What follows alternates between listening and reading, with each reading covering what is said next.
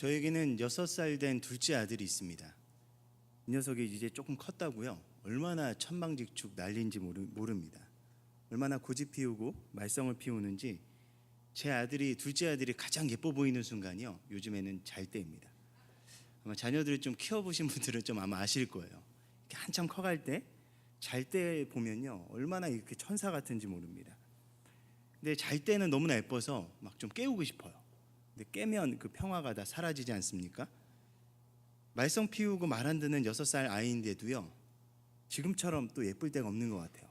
조금 더 커버리면, 지금 첫째는 5살이 5학년 이제 올라가는데요, 조금 컸다고 방문을 닫아버리고 집에서 그 방에서 안 나옵니다.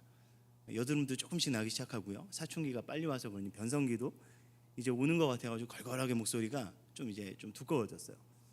지금 6살 때가 아기의 모습과 이렇게 어린아이의 모습이 조금 그나마 남아있을 때 그런 예쁨이 또 있지 않습니까?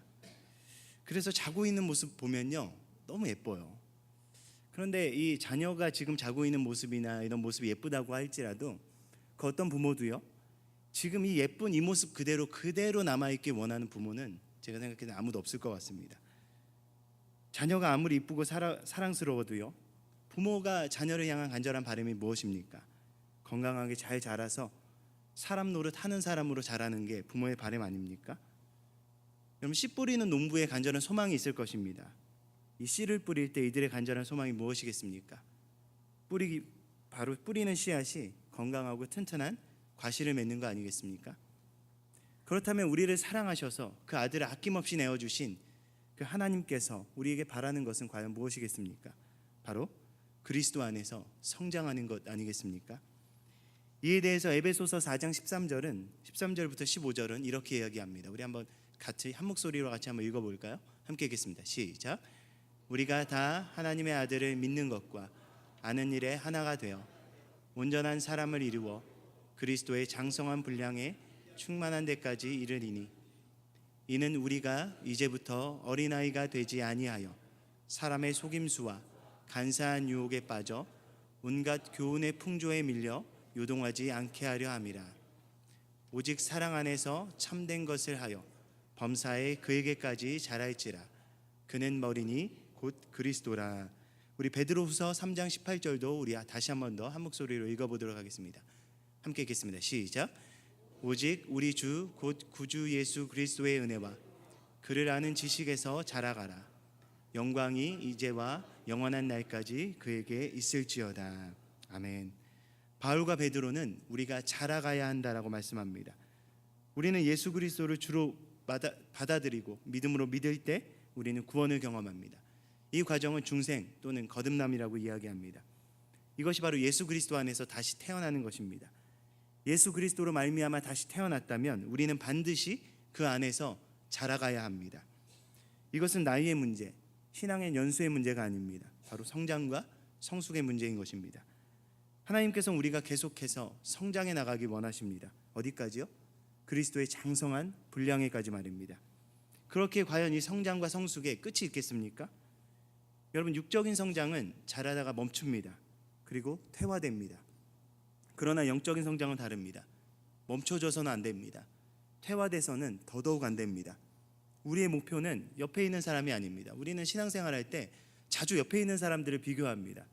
그렇지만 우리의 성장의 목표는 옆에 있는 사람이 아니라 바로 그리스도이시기 때문에 이것은 우리가 천국 가는 그날까지, 우리가 천국에서 그리스도를 다시 대면하는 그날까지 계속되어야 되는 훈련이며 성장인 것입니다.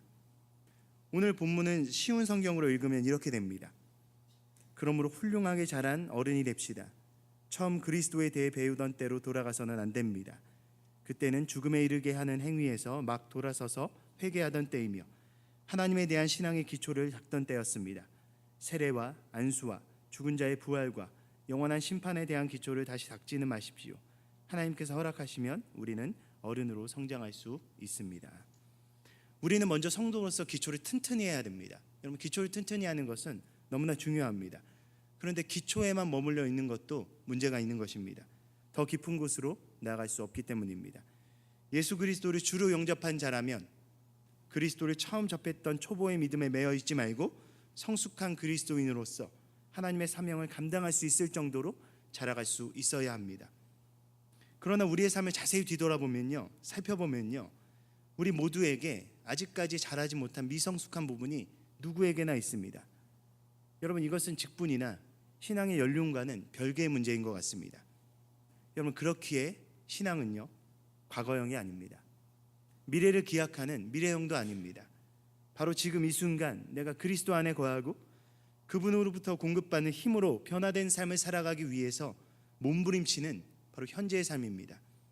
말씀 붙들고 그 말씀의 힘으로 오늘을 살아가고 믿음의 눈을 들어 지금 내 눈앞에 처한 현실 속에서 믿음의 결단으로 나아가고 아무것도 보이지 않는다라고 할지라도 믿음의 선택을 하는데 주저하지 않고 뒤돌아서지 않는 것, 이것이 바로 하나님께서 기뻐하시는 현재의 믿음 아니겠습니까?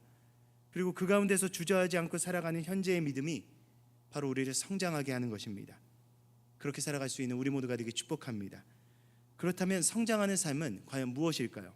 그것은 바로 열매 맺는 삶입니다. 우리 히브리서 6장 7절부터 8절까지 말씀 우리 다시 한번 더 읽어보겠습니다. 함께 읽겠습니다. 시작. 땅이 그 위에 자주 내리는 비를 흡수하여 밭 가는 자들이 쓰기에 합당한 채소를 내면 하나님께 복을 받고, 만일 가시와 엉겅퀴를 내면 버림을 당하고 저주함에 가까워 그 마지막은 불사름이 되리라. 이것을 쉬운 성경으로 다시 읽어드리면요, 이렇게 됩니다. 어떤 사람은 많은 비를 흡수하는 땅과 같습니다. 그런 땅은 열매를 맺어 하나님께 복을 받습니다. 반면 가시와 엉겅퀴가 많이 자라나 쓸모없는 땅과 같은 사람들도 있습니다. 그런 땅은 저주를 받으며 불에 태워질 것입니다. 여러분, 성장하는 삶은 바로 열매 맺는 삶입니다. 참과 거짓을 결정하는 구분선이 바로 거기 있기 때문입니다. 왜냐? 그리스도인은 말이 아니라 열매로, 그리고 삶으로 증명하는 자들이기 때문입니다. 그렇기 때문에 열매로 그 사람을 알 수 있는 것입니다. 식물이 자랄수록 꽃도 피고 열매도 맺듯이 우리가 성장하는 것은 하나님으로부터 오는 거룩한 열매를 우리의 실제적인 삶에서 맺어가는 삶입니다. 이것은 환경적인 풍요로움이나 부요로움으로 채우는 것이 아니라 바로 내적인 변화요, 영적인 삶의 확장인 것입니다. 바로 삶 가운데서 그리스도의 열매를 계속해서 많이 만들어내는 자만이 그리스도의 장성한 분량에 이를 수 있는 것입니다. 7절은 열매를 맺기 전에 많은 비를 흡수하는 땅이 되어야 된다라고 말씀하고 있습니다. 많은 비는 하나님께서 우리에게 베풀어 주시는 영적인 은혜입니다. 이는 하나님께서 내리시는 은혜의 당비는 그냥 짜잘하게 그냥 조금씩 내리는 것이 아니라 우리에게 충만하게 풍요롭게 하나님께서 우리에게 채우실 것을 약속하시는 것입니다. 그런데 채우시는 하나님의 은혜가 있는데 문제는 채우시는 하나님이 아니라 받아들이는 우리에게 있습니다. 지금 한국을 보십시오. 우리는 얼마나 풍요로운 환경 가운데 있습니까? 우리가 이것을 잘 못 느껴서 그렇지 우리는 정말 영적으로 풍요로운 환경 가운데 있습니다. 그 어떤 위협이나 핍박도 없이 이곳에서 예배드릴 수 있는 자유가 허락되어 있고요. 또 너무나 풍성한 예배와 은혜의 말씀이 있지 않습니까? 그런데 우리는 이러한 풍요로운 환경 가운데 어떠한 열매를 맺어가고 있습니까? 여러분, 초기 한국 교회를 한번 생각해 보시기 바랍니다. 그때 무엇이 있었습니까? 그때는 오히려 아무것도 없었습니다. 환경적으로나 영적으로나 너무나 척박하고 희망이라고는 보이지 않던 시대였습니다. 그러나 그때 부으시는 하나님의 충만한 은혜를 흡수했던 한국 초기 교회는 아무것도 없어도 놀라운 역사가 그 교회 사역 가운데 나타났던 것 아니겠습니까? 그 놀라운 역사 위에 우리 중앙교회와 그리고 우리 성결교단이 세워지며 놀라운 영적인 열매가 맺어졌던 것 아니겠습니까? 제가 작년 여름에 청년들과 함께 몽골 단기선교를 다녀왔습니다. 몽골 단기선교를 다녀가 보니까 정말 놀랐었던 게요, 아마 한국교회의 30-40년 전의 모습이 아마 이런 모습이 아니었을까라는 생각을 바로 몽골교회에서 했었습니다. 너무나 척박한 환경 속에서요, 너무나 살아가는 그들에게 신앙생활은 어떻게 보면 그들에게 너무나 큰 은혜로 다가오는 것을 봤습니다. 교회 나올 수 없는 것이 그들에게 기쁨이 되었고요, 모여서 찬양할 수 있음이 그 자체가 그들에게 너무나 큰 은혜임을 보았을 때 어쩌면 우리에게 주어진 이 자유함과 풍요로움 속에서 우리는 진짜 중요한 것을 놓치고 있는 것은 아닌지 저는 뒤돌아볼 수 있는 시간이었습니다. 여러분, 우리는 너무나 좋은 환경 속에 있는 것 아닐까요? 그래서요, 너무나 좋은 환경 속에 있다 보니까 어지간해선 은혜 받기가 쉽지 않습니다. 흡수를 하지 않으니 꽃이 피고 열매 맺는 것은 기대할 수가 없습니다. 여러분, 하나님으로부터 오는 혜택은 바라지만 열매 맺는 삶을 살아가고자 결단하며 희생하며 그렇게 살아가는 성도들이 줄어가고 있습니다. 그래서 환경은 풍족한데 세상의 빛을 발하는 영적인 영향력은 줄어들고 있습니다. 오늘 말씀은요, 심어서 열매 맺는 삶이 있고 똑같이 심었는데 엉겅퀴와 가시를 내는 삶이 있다라고 이야기합니다. 너무나 두렵고 무서운 말씀 아닙니까? 똑같이 부름받고 똑같이 사명받았음에도 불구하고 칭찬 듣고 귀하게 쓰임받는 청지기와 그렇지 않은 청지기가 있었듯이 구분된다는 말씀입니다. 무엇으로요? 열매로 말입니다. 그렇다면 열매 맺는 삶은 어떻게 만들어질까요?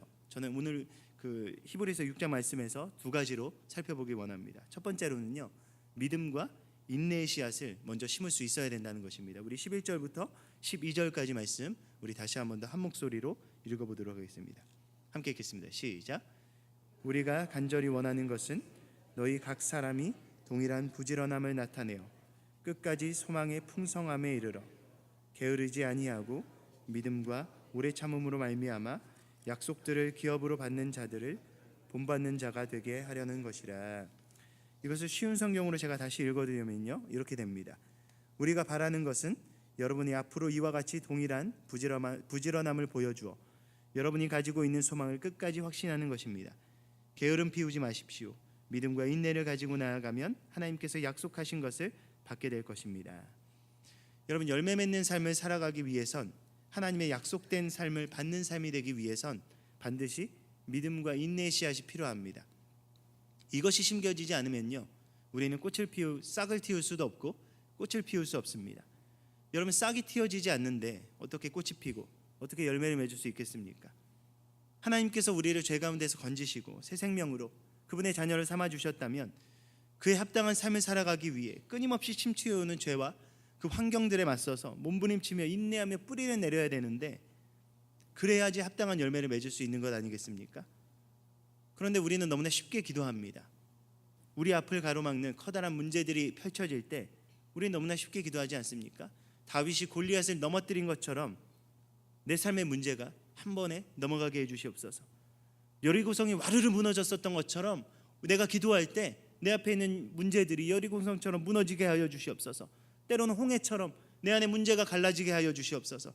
또한 다니엘처럼 세상에서 나와 우리의 자녀들이 높임받고 존귀하게 사용받게 하여 주시옵소서.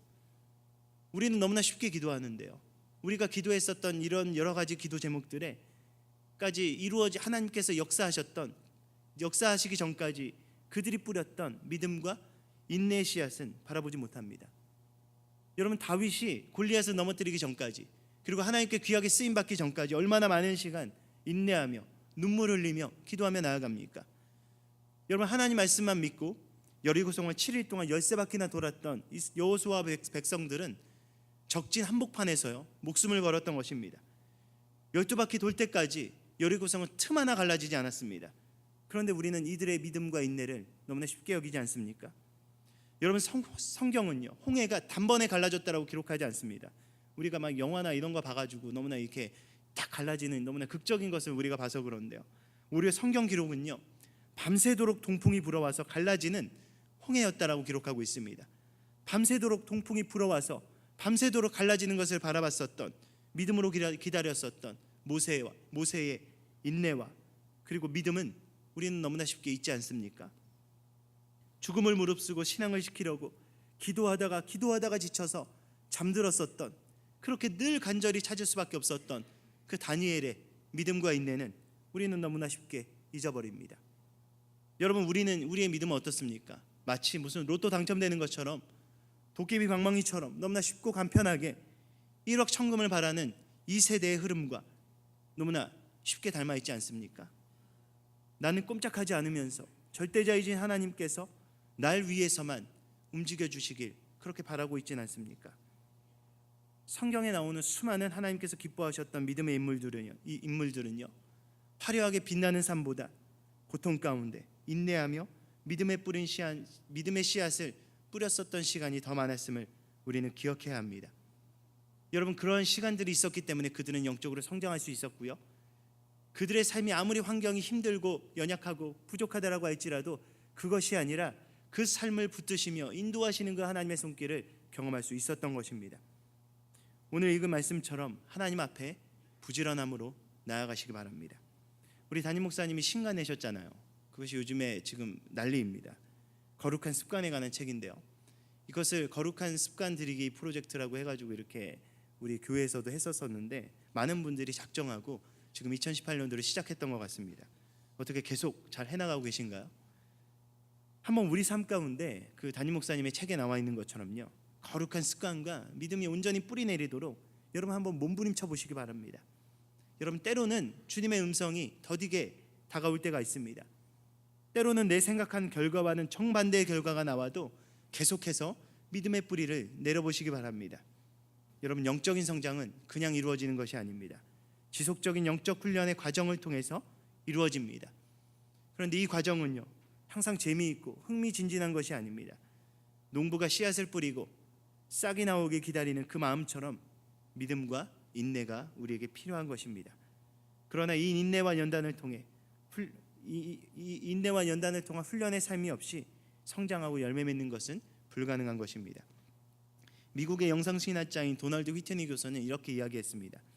나는 훈련을 거치지 않고 성숙한 영성에 도달한 그 어떤 남자나 여자도 알지 못한다. 훈련을 통해서 하나님을 닮게 된다. 하나님과의 친밀한 관계를 유지하기 위해 여러분의 소중한 시간을 드리는데 부지런하시기 바랍니다. 하나님 앞에서 영적으로 성장하기 위해 믿음과 인내로 영적인 훈련을 게으르지 않는 우리 모두가 되기 축복합니다. 또한 하나님께서 우리에게 늘 신실하셨듯 주님의 몸된 교회를 신실하게 섬기며 나아갈 수 있는 우리 모두가 되기 축복합니다. 111년 전통의 우리 중앙교회, 주님 오시는 그날까지 우리의 사명이 끊임없이 이어져 가야 되지 않습니까?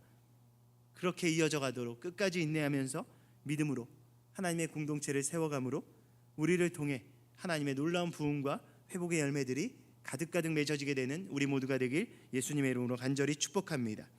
두 번째로는요, 우리는 하나님께 강인한 소망의 뿌리를 내릴 수 있어야 한다는 것입니다. 우리 19절 말씀 우리 다시 한번 더 읽어보도록 하겠습니다. 19절 말씀 우리 한 목소리로 읽겠습니다. 시작. 우리가 소망을 가지고 있는 것은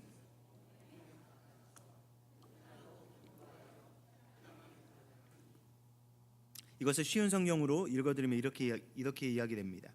우리가 가진 소망은 영혼의 닷처럼 안전하고 튼튼하여 그 소망을 통해 하늘의 지성소의 커튼을 열고 그 안에 들어가게 합니다. 여러분, 하나님께 뿌리 내린 삶은요, 하나님 안에 소망 두고 세상 그 어떤 세력과 풍파에도 흔들리지 않는 삶을 의미합니다. 제가 미국에 살았었는데요, 미국에 살았었을 때 그 지역은 굉장히 특이한 지역이었습니다. 비가 사계절 내내 정말 많이 내리던 그런 곳이었거든요. 그런데 그곳에 특징이 있었는데, 특징이 무엇이냐? 나무가 굉장히 크다는 것입니다. 나무의 두께가 한 이 강대상 정도 되는 것 같아요. 이만한 두께의 나무가요, 몇 미터씩 쭉쭉 자라 올라갑니다.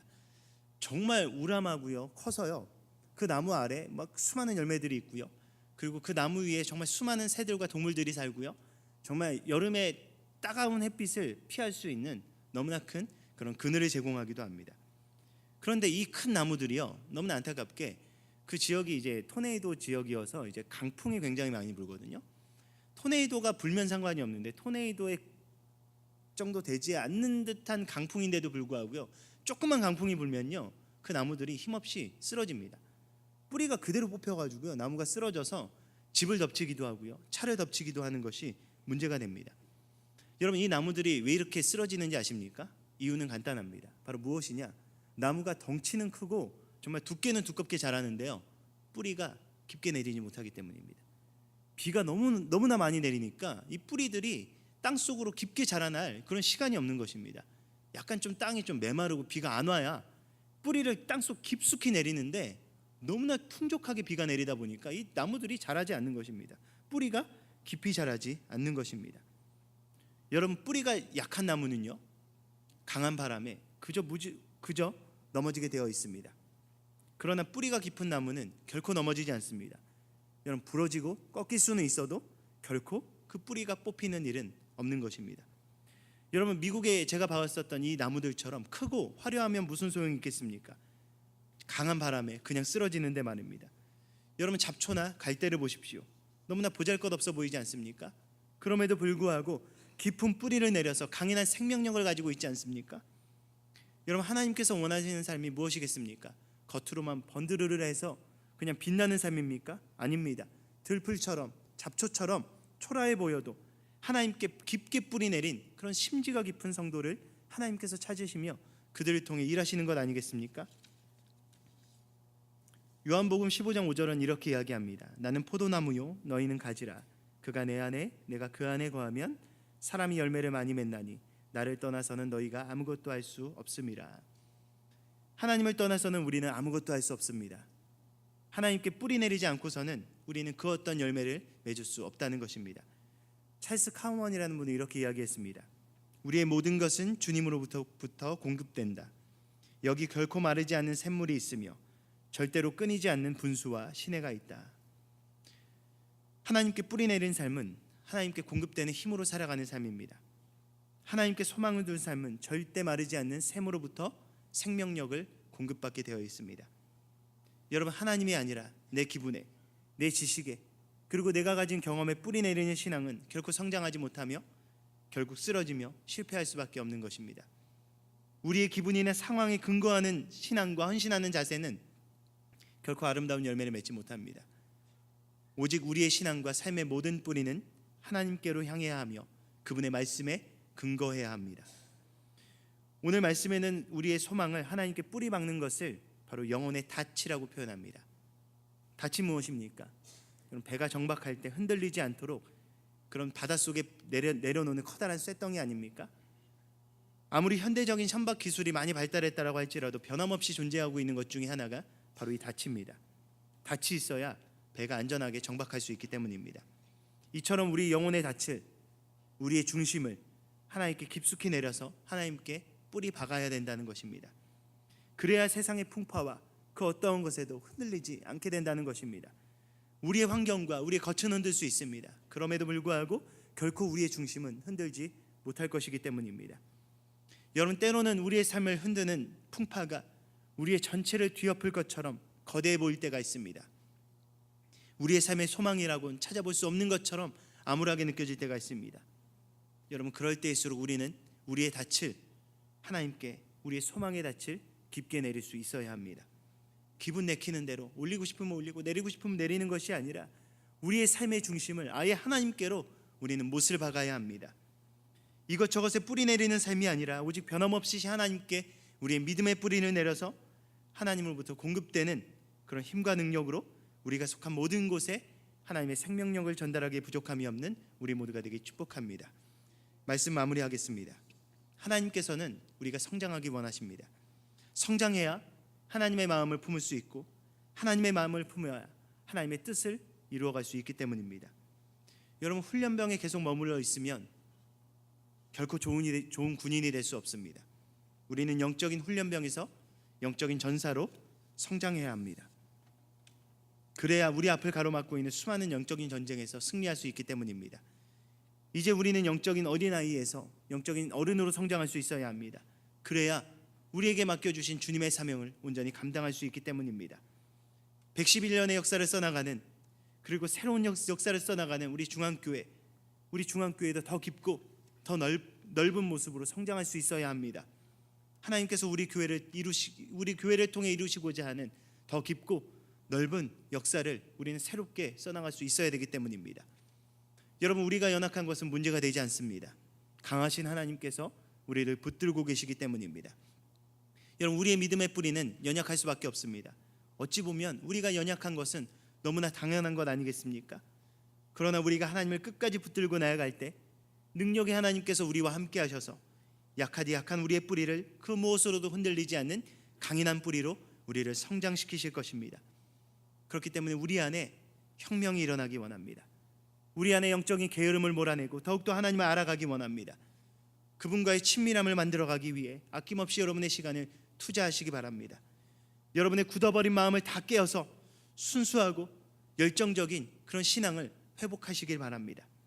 오직 한 분, 그 하나님만 의지하여 끊임없이 자라감으로 우리의 삶을 통해 하나님께서 기뻐하시는 아름다운 열매를 맺어가기에 부족함이 없는 우리 모두가 되길 예수님의 이름으로 간절히 축원합니다.